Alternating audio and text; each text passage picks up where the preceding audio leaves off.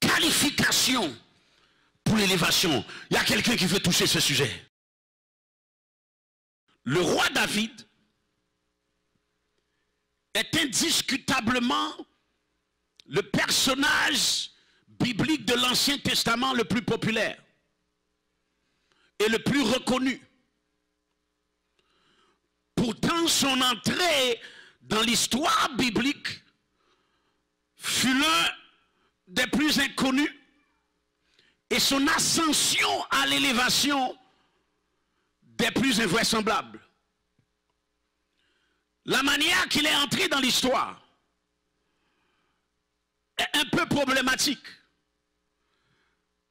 Parce que comme vous et moi sont au courant, puisque nous lisons la Bible, il va entrer dans l'histoire dans une période où ce que malheureusement il a été oublié. Son propre père l'a oublié. C'est de cette manière qu'il va entrer dans l'histoire. Il entre dans l'histoire par oubli. Donc son élévation de la manière qu'il a commencé semble réellement invraisemblable. Écoutez-moi bien. Je sais que nous sommes dans une génération micro-ondes. Une génération micro-ondes où ce que tout doit être fait rapidement. 30 secondes, ping, ça doit être prêt. Je sais que nous sommes aussi dans une génération de faux billets. En fait, si on ne fait pas attention, dans cette génération, le faux est presque devenu le vrai. Si la façade est OK, il semble que tout va bien. Ça, c'est la génération que nous sommes dedans. Donc si j'ai l'air de réussir, même si c'est superficiel, c'est correct. Cependant, cependant, je veux ramener quelqu'un sur la terre et dire que l'élévation authentique, l'élévation biblique, l'élévation soutenable ne vient pas comme ça. Il y a quelqu'un qui doit savoir que l'élévation soutenue, la vraie élévation, demande une préparation. Chaque fois que Dieu élève quelqu'un, cette personne a des choses qu'elle a fait, qu'elle a saisies. Cet individu a des choses qu'il a fait, qu'il le qualifie pour l'élévation.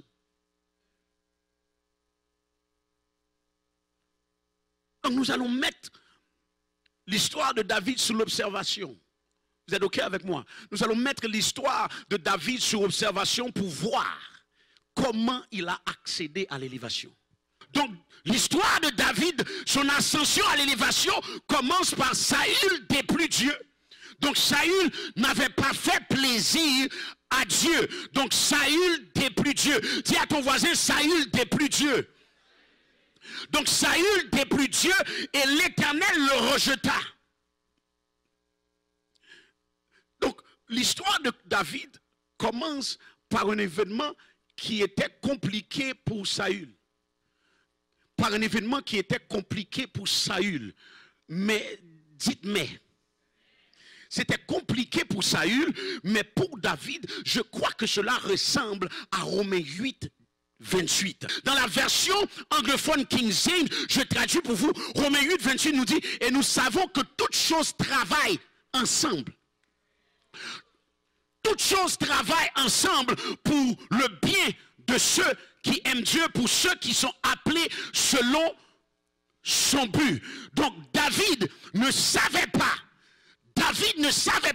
que l'échec de Saül travaillait pour lui. Ça veut dire pendant qu'il n'était même pas là, il ne connaissait pas Saül, il n'avait pas de relation avec Saül, mais pendant qu'il était ici dans le centre d'action, il y a un Saül qui est à Saint-Léonard, il y a un Saül qui est à Saint-Michel, il y a un Saül qui est à Laval présentement, qui vit une réalité, mais tu ne sais pas, pendant que tu es assis ici, ce qu'il vit est en train de travailler pour quelque chose qui s'apprête à arriver pour toi.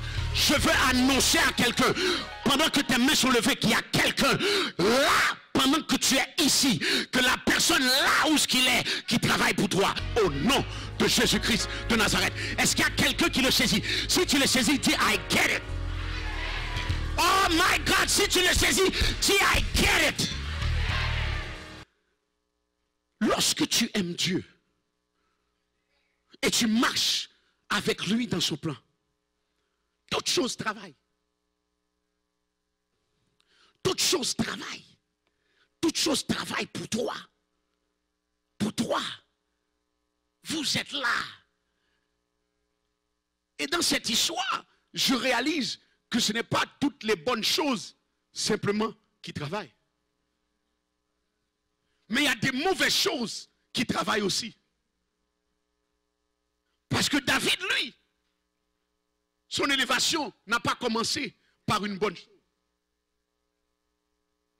mais a commencé par une mauvaise chose qui s'est faite dans la vie de Saül.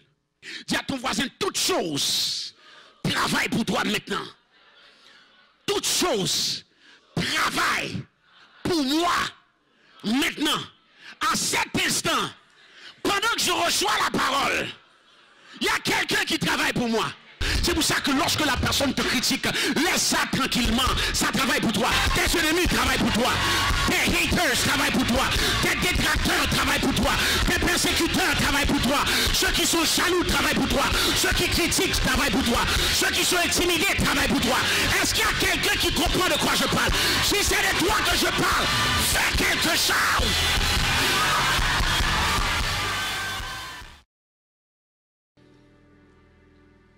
Donc l'Éternel, après avoir confirmé que Saül avait été rejeté, il va dire ceci. L'Éternel dit, remplis ta canne d'huile et va, je t'enverrai. Cette déclaration va attirer mon attention parce que ça me fait voir et ça me fait savoir que l'élévation ne provient de personne que de Dieu. C'est Dieu qui est instigateur de l'élévation. C'est Dieu qui élève. Donc tu n'as pas besoin d'avoir peur des gens qui t'écrasent. C'est Dieu qui élève. Tu n'as pas besoin d'être nerveux des ruses et des manipulations des gens qui veulent aller plus vite. C'est Dieu qui élève. Tu n'as pas besoin d'avoir peur du poste et de la dimension et le système que Dieu t'a appelé à être positionné de manière notoire. Même si tout le monde court vite. Même si qu'il y en a qui ont des tuyaux. Quel tuyau que David avait?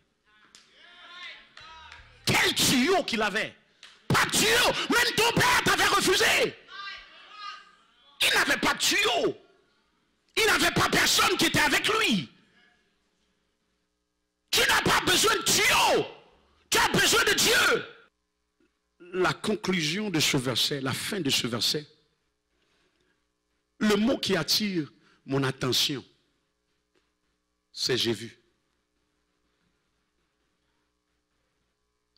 J'ai vu. Écoutez-moi. Si tu veux te qualifier pour l'élévation, Dieu doit te voir.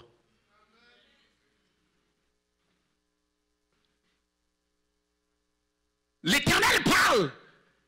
Il dit, tu vas aller chez Isaïe le Bethléemite parce que j'ai vu.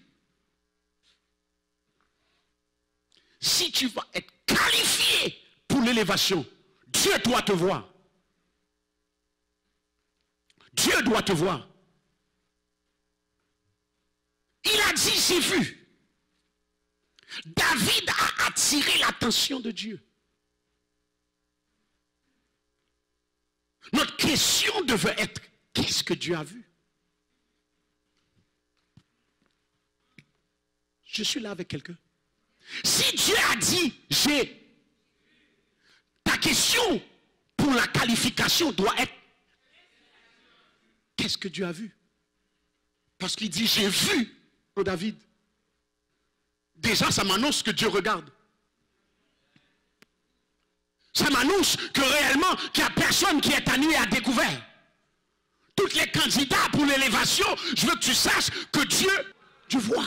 Donc la Bible a dit, car j'ai vu. Car j'ai vu parmi ses fils. Donc littéralement, il y avait plusieurs personnes. Il y avait plusieurs personnes, mais dans toutes les personnes, Dieu a vu. Tu peux avoir une foule de 5000 personnes, mais Dieu a. Car j'ai vu parmi ses fils. Ça veut dire qu'il y avait plusieurs personnes qui étaient là, mais il y a quelqu'un qui a attiré l'attention du Très-Haut. Ce n'est pas la foule qui intéresse Dieu.